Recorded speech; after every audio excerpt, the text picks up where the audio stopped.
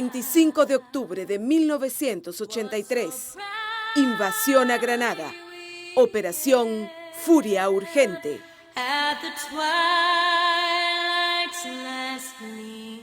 Granada, con una superficie de 344 kilómetros cuadrados, 280 veces más pequeña que los Estados Unidos, y una población estimada en 110.000 habitantes, 2.000 veces menor que la norteamericana, que habla en su mayoría inglés, idioma oficial, se encuentra ubicada a 90 millas de Trinidad y a 68 de San Vicente. Los primeros habitantes, provenientes de Trinidad y Venezuela, fueron los indios arahuacos y los caribes. Cuando Colón en su tercer viaje llegó a Granada, el 15 de agosto de 1498, la llamó Concepción. En 1609, mercenarios ingleses pretendieron establecer en ella una colonia, pero fueron expulsados por los bravos indios caribes. En 1650, los franceses se establecen en la isla, dando inicio a un proceso de liquidación de la resistencia indígena. Posteriormente, la isla pasó a ser compartida con los ingleses. En 1674, Francia se anexó la isla, indemnizando a los propietarios para introducir esclavos africanos en el cultivo del índigo y del azúcar, exterminando así totalmente a los pobladores originarios. En 1767, la isla fue conquistada por los ingleses. 16 años después, la retomaron los franceses para volver a las manos de los ingleses en 1783. La corona británica, en 1795, aplastó brutalmente una rebelión y ejecutó a sus líderes. El 17 de febrero de 1974, Gran Bretaña concedió la independencia a Granada. Pero tanto antes como después de la proclamación de la independencia, la situación en la isla caribeña era sumamente tensa. Eric Gairy, que había asumido el poder tras una rebelión popular, se mantenía en él a través de sucesivas elecciones fraudulentas. 13 de marzo de 1979. El 13 de marzo de 1979, la pequeña isla del Caribe Oriental irrumpe en la palestra internacional como escenario de una revolución popular de claras proyecciones antiimperialistas contra la sangrienta dictadura de Eric Gairy. Ese día, contingentes armados, acompañados de una huelga general, tomaron los cuarteles, disolvieron el ejército represivo y entregaron las armas al pueblo. Al frente de la insurrección popular estaba el partido Movimiento de la Nueva Joya, cuyo nombre proviene de la abreviatura en inglés de Marcha Unida por el Bienestar, la Educación y la Liberación. Desde su fundación, el Movimiento de la Nueva Joya, bajo la dirección de Maurice Bishop, desplegó un amplio trabajo de concientización y organización de las masas trabajadoras, de los campesinos y estudiantes, hasta que se dieron las condiciones revolucionarias para la toma del poder. Es así como a partir del 13 de marzo se constituyó en Granada un gobierno popular y democrático que encabezó el esfuerzo de los granadinos por elevar a niveles superiores la maltrecha economía del país.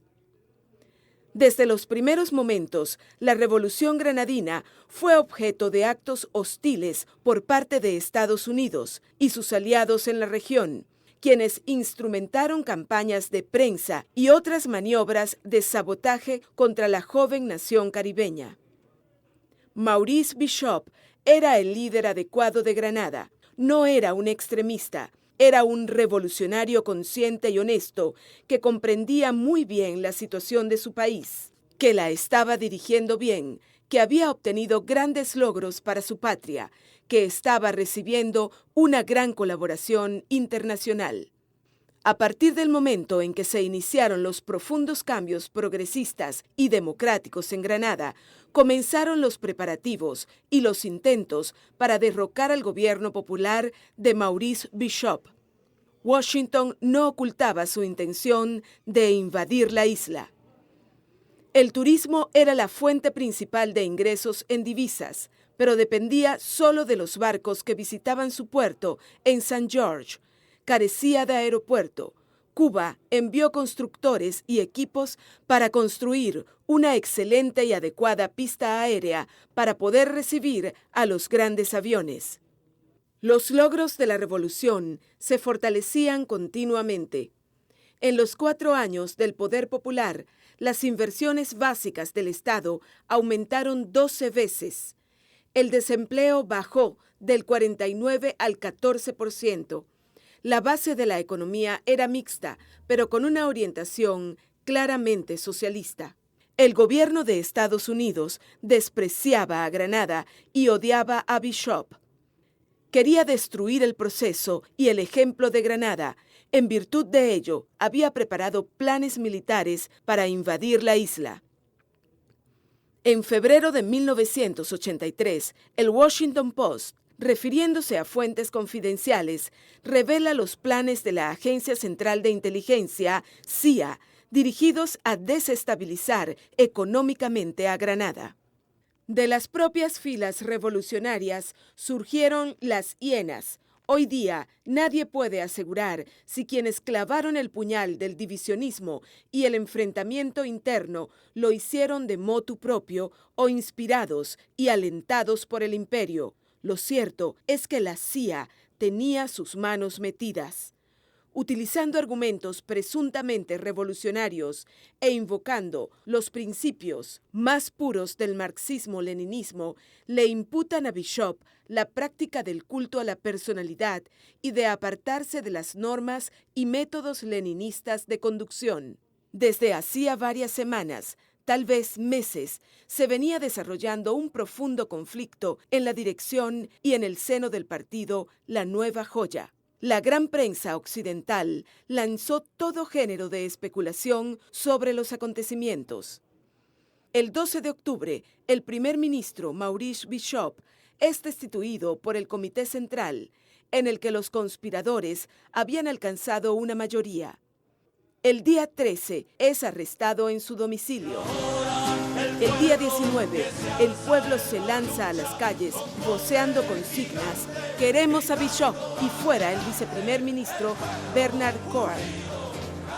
En manifestación multitudinaria se dirigen a la residencia de Bishop y lo liberan de la prisión domiciliaria, acompañándolo luego hasta Fort Rupert, el cuartel del ejército.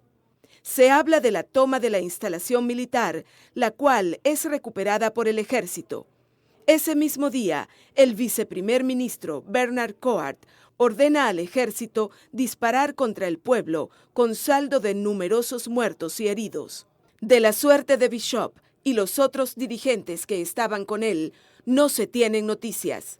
Finalmente, esa misma tarde, se conoce a través de un comunicado oficial la muerte de Maurice Bishop, primer ministro, Eunice Whitman, ministro de Relaciones Exteriores, Jacqueline Kreft, ministra de Educación, Vincent Noel, vicepresidente primero de la Central Sindical de Granada, Norris Bain, ministro de Viviendas, y Fitzroy Bain, secretario general de Obreros Agrícolas. El genocida Ronald Reagan, presidente de Estados Unidos, utiliza esta tragedia y los graves errores cometidos por la dirección del partido para acabar el proceso revolucionario y someter de nuevo a Granada al dominio imperial y neocolonialista.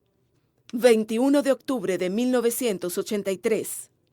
El viernes 21 de octubre, fuentes del Pentágono informan que el portaaviones US Independence, con más de 1,000 marines a bordo, se dirige a las costas de Granada. Buscando justificación a su acción, fuentes del Departamento de Estado argumentan que los gobiernos de Antigua y Barbuda, Jamaica, Dominica, San Vicente y las Granadinas, Barbados y Santa Lucía presentan una petición oficial al gobierno de Estados Unidos para que intervengan militarmente en Granada. 25 de octubre de 1983.